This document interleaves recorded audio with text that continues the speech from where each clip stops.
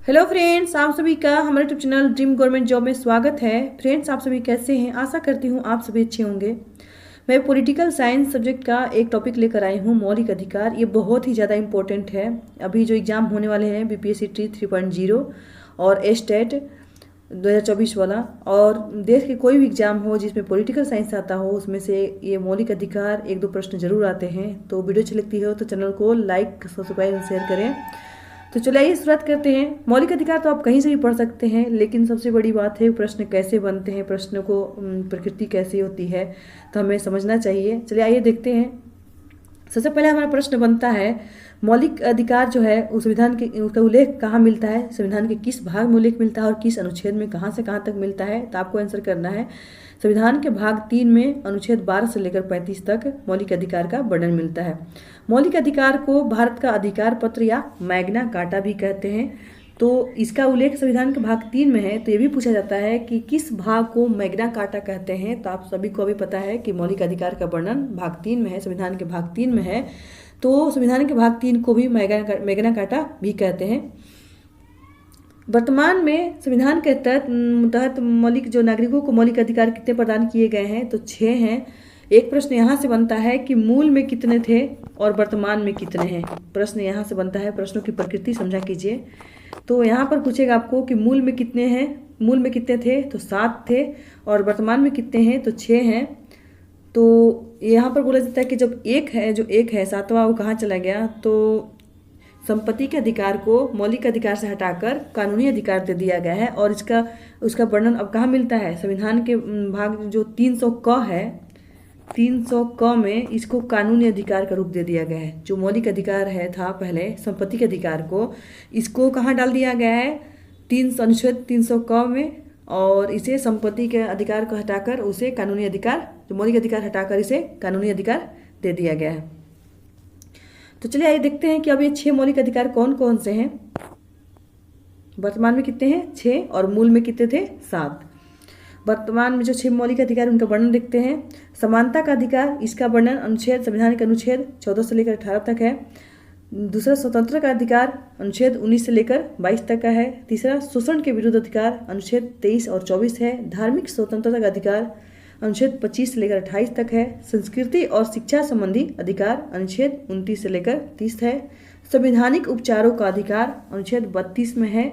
और संवैधानिक उपचारों का अधिकार, एक प्रश्न आता है कि जो भीमराव अम्बेडकर थे, उन्होंने बोला है कि संवैधानिक उपचारों का अधिकार जो है उसको बोला था कि ये की है, एक कुंजी है।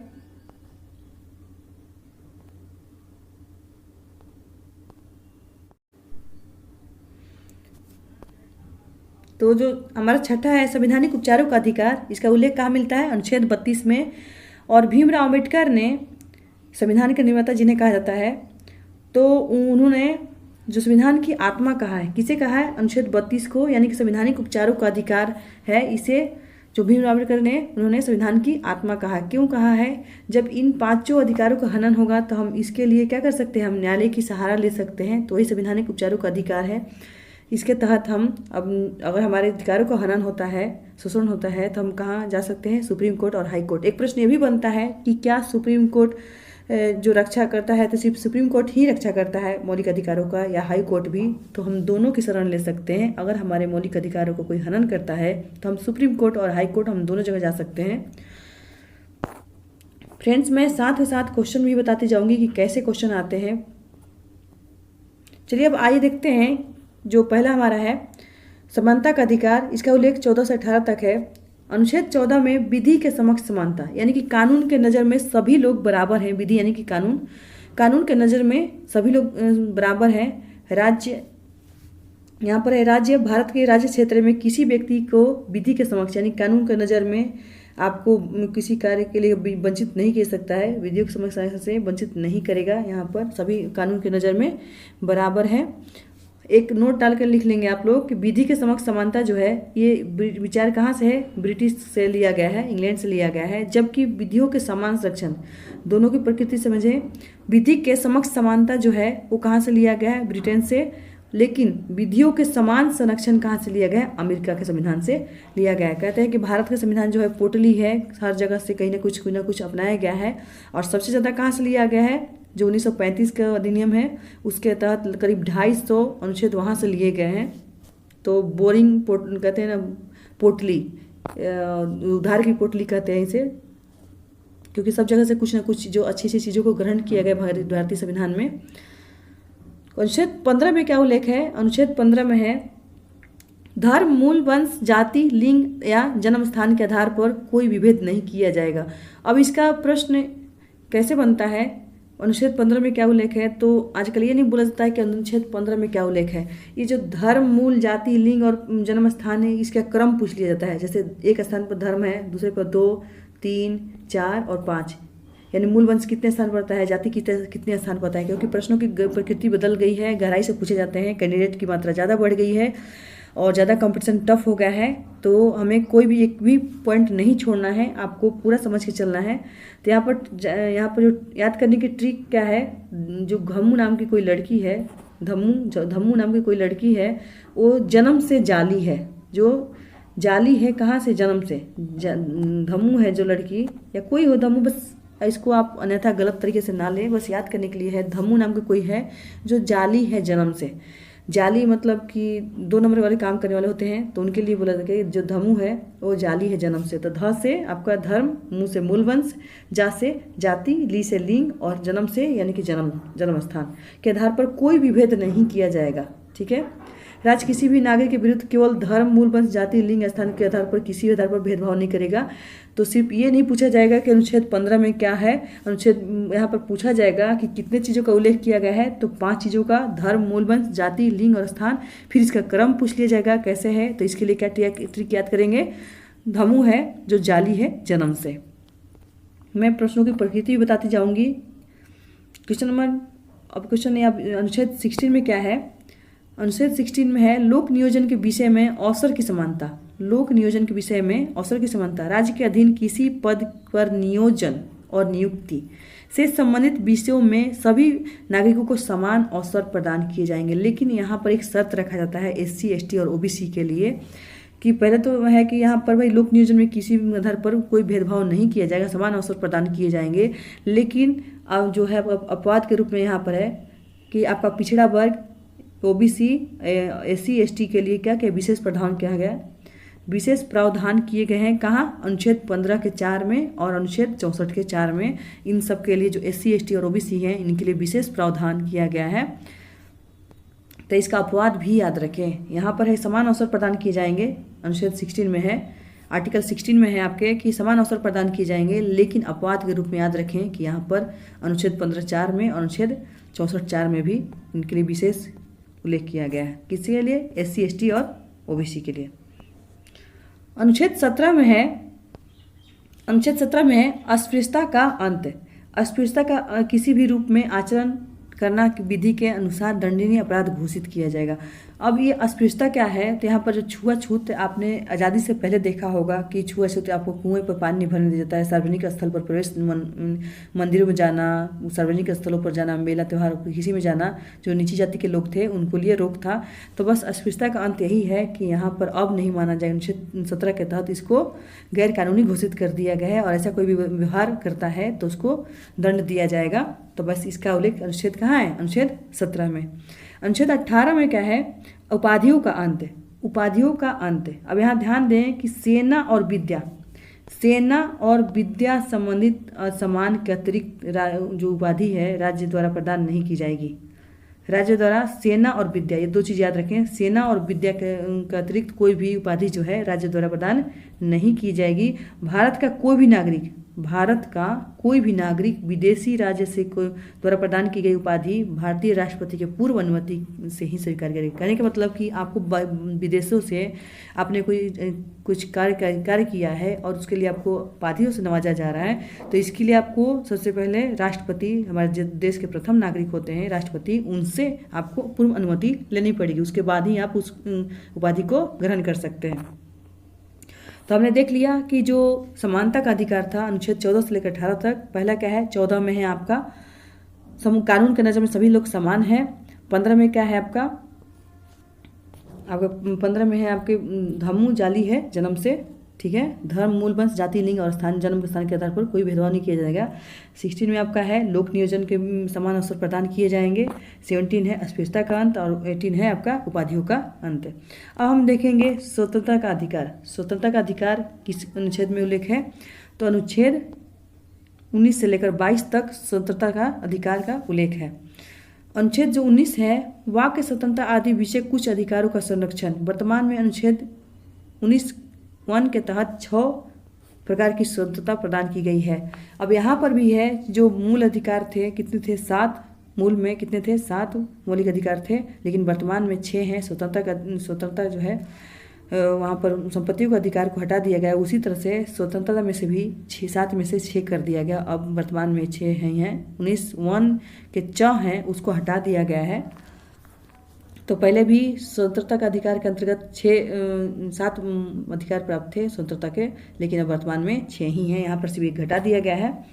तो चलिए ये देखते हैं अनुच्छेद 19 में क्या है। अनुच्छेद 19 क में है वाक और अभिव्यक्ति की स्वतंत्रता। आपने प्रेस की स्वतंत्रता का देखा होगा, तो इसी 19(1) के तहत आपको आता है कि प्रेस की स्वतंत्रता, आपको अभिव्यक्ति की स्वतंत्रता है। आप अपने विचारों को अभिव्यक्त कर सकते हैं। अनुच्छेद जो है 19(1) के ख में है शांतिपूर्ण बिना हथियारों के सम्मेलन, यानी कि सम्मेलन आप कर सकते हैं लेकिन आपको हथियार ले जाने की अनुमति नहीं है। अनुच्छेद 19(1) के ग में है आपके संघ या समिति बनाने की स्वतंत्रता, आप संघ और समिति भी बना सकते हैं। अनुच्छेद 19(1) के घ में है भारत का राज्य क्षेत्र में बिना बाधा घूमने की स्वतंत्रता, यानी कि आप घूम सकते हैं अपने पूरे देश में, देश के किसी भी राज्य में जा सकते हैं। तो यहाँ पर कोई आपको रोको टोक नहीं होगा, कोई बाधा नहीं होगी। अनुच्छेद 19(1) के अंग में है 19(1) के अंग में है भारत के राज्य क्षेत्र में किसी भाग में क्या है निवास करने और बस जाने की स्वतंत्रता, यानी कि आप वहाँ पर निवास कर सकते हैं। अगर आप घूमने के लिए गए हैं उसके बाद फिर क्या है निवास भी कर सकते हैं, यहाँ पर कोई रोक टोक नहीं होगा। अनुच्छेद 19(1) के 6 में है, यानी कि 6 को हटा दिया गया है, वहाँ पर संपत्ति के अधिकार स्वतंत्रता के अधिकार को हटा दिया गया है।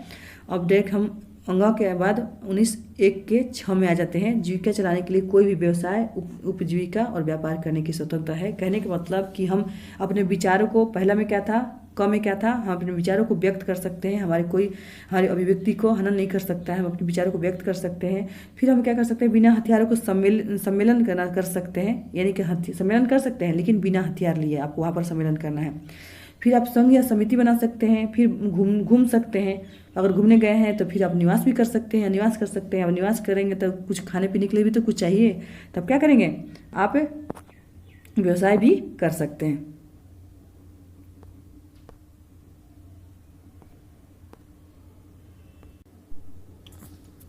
हमने 6 तक देख लिया। अब देखते हैं, अब देखिए नोट जो मैंने पहले बताया था, यहाँ पर नोट डाल के दिया गया है। मूल संविधान में सभी नागरिकों के अनुच्छेद 19 के तहत 7 प्रकार की स्वतंत्रता प्रदान की गई थी, लेकिन 44वें संविधान संशोधन अधिनियम कब हुआ था? 44वां 1978 के द्वारा संपत्ति के अधिकार को जो 19(1) के 6 में एवं 31 में, अनुच्छेद 31 के में मूल अधिकार की श्रेणी से हटाकर अनुच्छेद 300 क में डाल के तहत कानूनी अधिकार यानी कि कानूनी अधिकार इसको शामिल कर दिया गया है। किसको, कहाँ से हटाकर? 19(1) के 4 और 31 अनुच्छेद 31 में, दोनों में से हटाकर कहाँ इसको रख दिया गया है? अनुच्छेद 300 क में, और इसे विधिक अधिकार यानी कानूनी अधिकार प्रदान किया गया है। और ये कौन सा संशोधन था? 44वें संविधान संशोधन 1978 के तहत किया गया था। मौलिक अधिकार से हटाकर उसको कानूनी अधिकार दे दिया गया था। और कहाँ डाल दिया गया था? अनुच्छेद 300 क में। अब देखते हैं अनुच्छेद 20 है।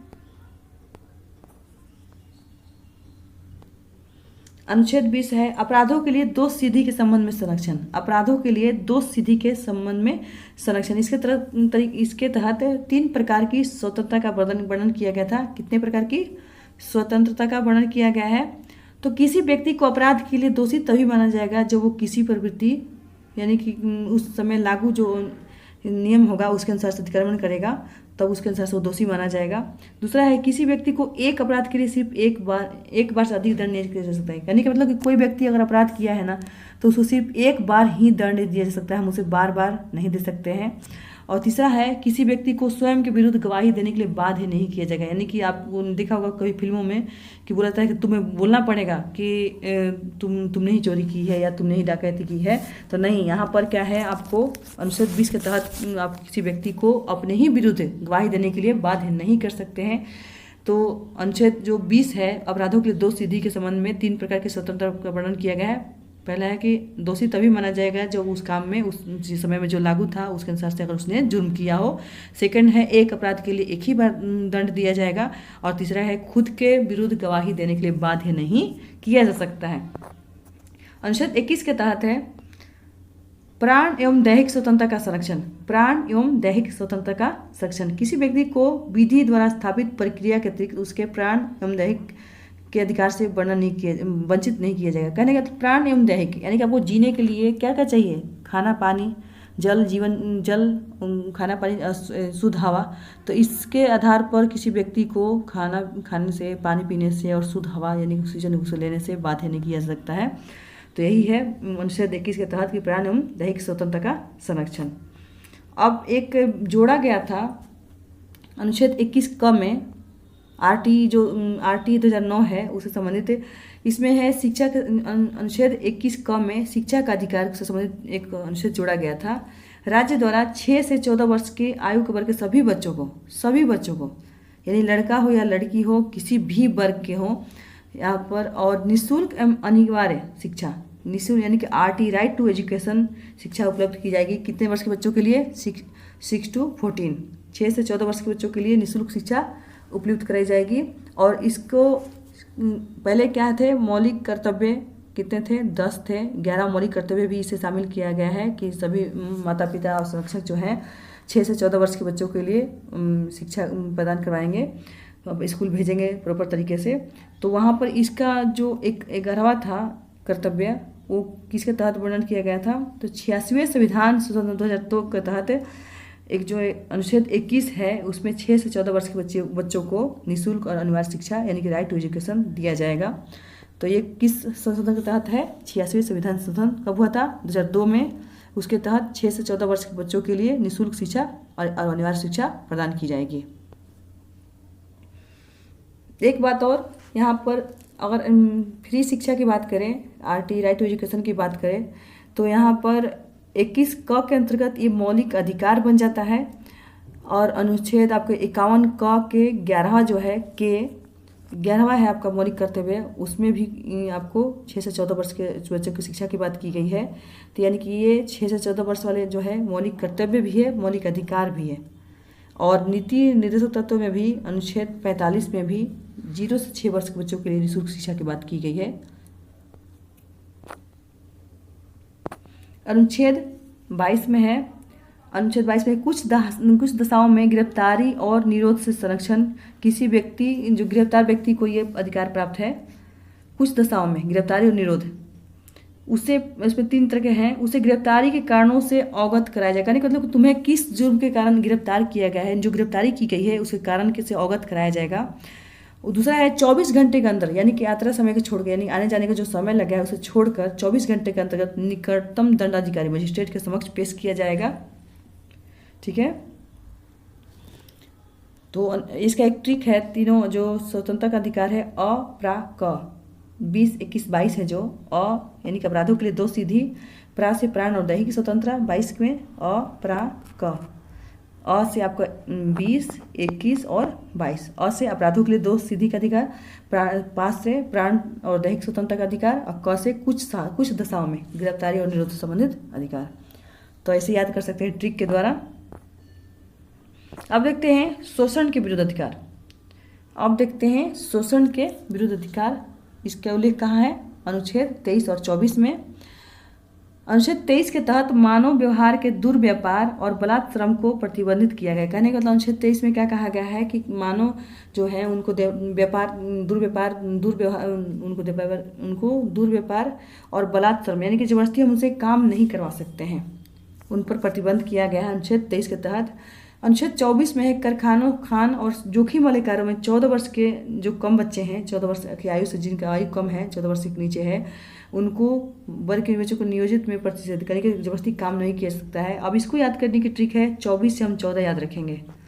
अनुच्छेद 24 में है और किस बच्चों के लिए? 14 वर्ष के नीचे बच्चों के लिए है कि जोखिम भरे स्थानों पर काम नहीं कराया जा सकता है। तो आप ऐसे जोड़ जोड़ के याद कर सकते हैं। अनुच्छेद आपके 25 से लेकर 28 तक किसका उल्लेख है? धर्म की स्वतंत्रता का अधिकार, इसका उल्लेख है। अब देखते हैं अनुच्छेद 25 के तहत क्या बोला गया है। अंतःकरण की और धर्म को अबाध रूप से मानने का आचरण और प्रचार करने की स्वतंत्रता प्रदान की गई है। कहने का मतलब कि जो जिस धर्म को आप मानते हैं उनको मानने की, अंतःकरण अपने में समाहित करने की, धर्म को अबाध रूप से यानी कि किसी भी धर्म जिसको मानते हैं उसको में कोई बिना बाधा किए आप उस धर्म को अबाध रूप से मान सकते हैं, आचरण कर सकते हैं और प्रचार करने की स्वतंत्रता प्रदान की गई है, यानी कि अपने अपने धर्म को सभी को प्रचार करने की स्वतंत्रता प्रदान की गई है। अनुच्छेद 26 के तहत है धार्मिक कार्यों के प्रबंधन की स्वतंत्रता, यानी कि आप किसी धर्म को मानते हैं, उसको प्रचार करते हैं तो उसको लिए पैसा की जरूरत होगी, तो उसको प्रबंधन की व्यवस्था आपको ही करना है, आप कर सकते हैं, उसके लिए कोई रोक टोक नहीं है। अनुच्छेद 27 के तहत है किसी विशिष्ट धर्म को अभिवृद्धि के लिए करों के समुदाय के संबंध में स्वतंत्रता प्रदान की गई है। उनके जिस धर्म को मानते हैं उसका विस्तार करने के लिए करों के समुदाय के बारे में स्वतंत्रता प्रदान की गई है।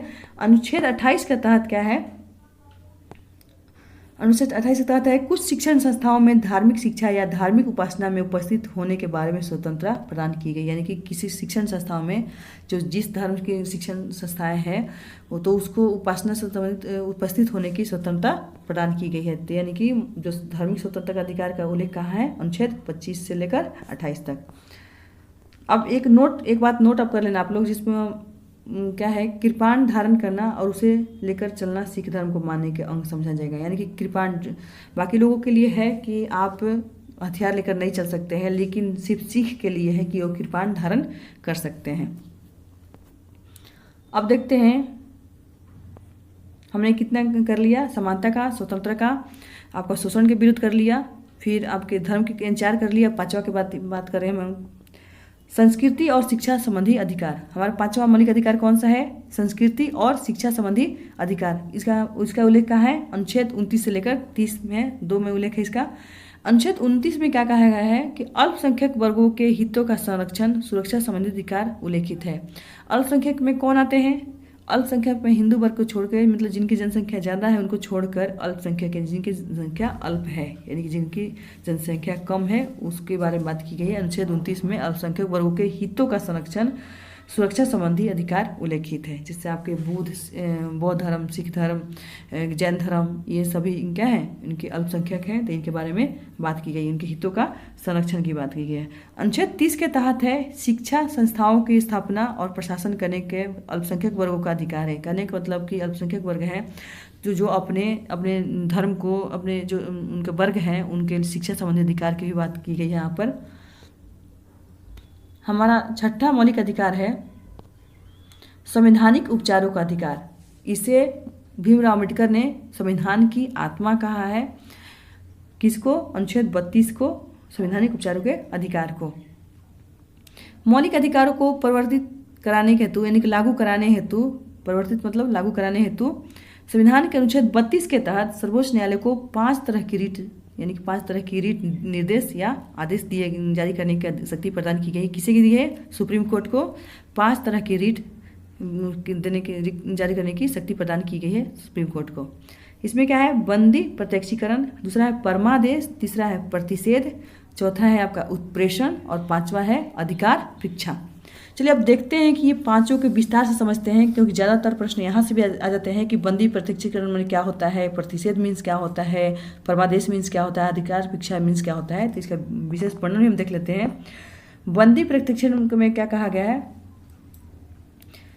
बंदी प्रत्यक्षीकरण में कहा गया है न्यायालय द्वारा यह आदेश बंदी व्यक्ति के प्रार्थना पर उसे बंदी बनाने वाले अधिकारी को जारी किया जाता है। कहने का मतलब कि जिस व्यक्ति को बंदी बनाया गया है और जिस अधिकारी ने बनाया है उसे संबंधित बातें की गई यहाँ पर कि वह बंदी बनाए गए व्यक्ति को संबंधित न्यायालय में 24 घंटे के भीतर, यानी कि यात्रा के समय को छोड़कर उपस्थित करें, जिससे उसको बंदी बनाए जाने के कारणों की वैधता का विचार किया जाएगा। अभी आपने देखा कि अपराधों के लिए 2 सीधी, प से प्राणदैहिक और क से कुछ दशाओं में, ये अभी हमने देखा था किसमें, स्वतंत्रता के अधिकार में भी।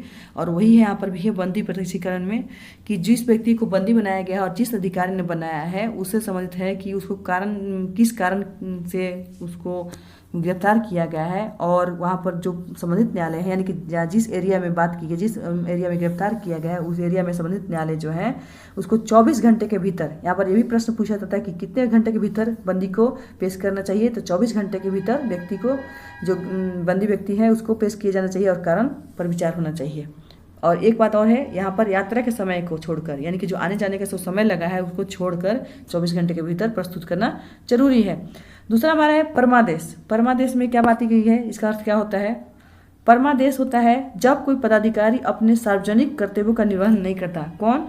पदाधिकारी जो है अपने सार्वजनिक जो उसके कार्य सौंपे गए हैं उसका निर्वहन, यानी कि उस कार्य को नहीं करता है, तो न्यायालय द्वारा परमादेश जारी करके संबंधित पदाधिकारी को उसके कर्तव्यों का पालन करने का आदेश दे सकता है। कहने का मतलब कि उस अधिकारी को बोला जाएगा कि आप क्या कारण है जो अपने कार्य को नहीं पूरा कर रहे हैं, आपको कार्य को पूरा करना ही पड़ेगा।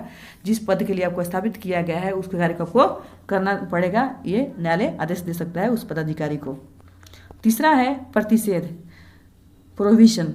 सर्वोच्च न्यायालय और उच्च न्यायालयों द्वारा अपने अधीन न्यायालयों को उनके अधिकार क्षेत्र से बाहर के न्यायिक कार्यों को करने से रोकने के लिए रीट जारी करने का आदेश जारी किया गया। इसमें कहने का मतलब कि जो सर्वोच्च न्यायालय, सुप्रीम कोर्ट है, हाई कोर्ट है, अपने अधीनस्थ न्यायालय, उनके जो नीचे के न्यायालय है, जो उनसे नीचे के न्यायालय हैं, यानी सुप्रीम कोर्ट हाई कोर्ट कह सकता है और हाई कोर्ट जिला न्यायालय को भी कह सकता है। तो इसमें क्या है कि उनके अधिकार क्षेत्र के बाहर के न्यायिक कार्यों को रोकने का मतलब कि उनके जो कार्य क्षेत्र के अंतर्गत नहीं आता उसको रोकने का अधिकार है, यानी कि बाहरी कार्य को अपना ले, सिर्फ अपने आप कार्य को करें। तो ये सुप्रीम कोर्ट और हाई कोर्ट कह सकता है, अपने अधीन न्यायालय को कह सकता है कि जो आपके अधिकार क्षेत्र से बाहर के न्यायिक कार्य हैं आप उसे मत कीजिए। चौथा हमारा है उत्प्रेषण। उत्प्रेषण का है सर्वोच्च न्यायालय अथवा उच्च न्यायालय, यानी कि सुप्रीम कोर्ट और हाई कोर्ट के बारे में बोला गया है, अपने अधीनस्थ न्यायालयों को, यानी उनसे नीचे के जो न्यायालय हैं उनको रीट जारी करके आदेश दिया जा सकता है कि लंबित मुकदमों को तेजी से निपटाएं और वरिष्ठ न्यायालय को भेजें। कहने का मतलब कि जो लंबित कार्य हैं, जो पहले से बहुत समय से लटके हुए हैं, उस कार्य को आप जल्दी करें और अपने जो उच्च न्यायालय हैं, यानी कि जो जिस पर कार्य हो रहा है उसे अपने उच्च न्यायालय को आप उस कार्य को भेजें। अधिकार परीक्षा। अधिकार परीक्षा, जब कोई व्यक्ति या सार्वजनिक संस्था कोई ऐसा कार्य करता है जिसके लिए उसके पास कोई वैधानिक अधिकार नहीं है, तो न्यायालय उससे अधिकार परीक्षा आदेश से पूछता है कि वो किस अधिकार से कार्य कर रहा है। कहने का मतलब कि कोई व्यक्ति है जो उसका खुद का कार्य नहीं है, उसके संस्थान से कोई, उसके कार्य क्षेत्र से वो बाहर है, उसका वैधानिक अधिकार नहीं है, तो वहाँ पर सब रीट जारी करके पूछा सकता है कि आप किस अधिकार से इस कार्य को आप कर रहे हैं। तो बस यही है। अब संविधान की यहाँ पर है, संविधान जो अनुच्छेद 32 है, संवैधानिक उपचारों के अधिकार को डॉक्टर भीमराव अम्बेडकर ने क्या कहा है, संविधान की आत्मा कहा है।